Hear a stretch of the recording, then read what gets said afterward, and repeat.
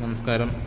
യാത്രയുടെ 16ാമത്തെ ദിവസമായ ഇന്ന് ഞാൻ മംഗലാപുരത്തെ കദ്രി മഞ്ജുനാഥ ക്ഷേത്രത്തിന് സമീപത്തുള്ള ഗോരഖ്നാഥ അഖാഡയുടെ ആശ്രമത്തിലാണ് ഇന്ന് താമസിക്കുന്നത്. മംഗലാപുരം KSRTC സ്റ്റാൻഡിൽ നിന്ന് ഒരു 2-2.25 കിലോമീറ്റർ ഉള്ളൂ ഗോകർണനാഥ് ശിവക്ഷേത്രത്തിലേക്ക്. അപ്പോൾ രാവിലെ തന്നെ അവിടെയാണ് നമ്മൾ സന്ദർശിച്ചത്. അപ്പോൾ അതിനുശേഷം ഇവിടെ കദ്രി മഞ്ജുനാഥ ക്ഷേത്രത്തിലേക്ക് വന്നു. ഇവിടെ ഒരുപാട് പ്രാധാന്യമുള്ള ക്ഷേത്രമാണ്. പരശുരാമനുമായിട്ട് ബന്ധപ്പെട്ടും അതുപോലെ തന്നെ ഒരുപാട് സിദ്ധ ക്ഷേത്രങ്ങളുണ്ട്, സിദ്ധ സമാധി ഉണ്ട്. അതുപോലെ ഗോരഖ്നാഥ് അഖാഡയുടെ കീഴിലുള്ള ആശ്രമമുണ്ട്.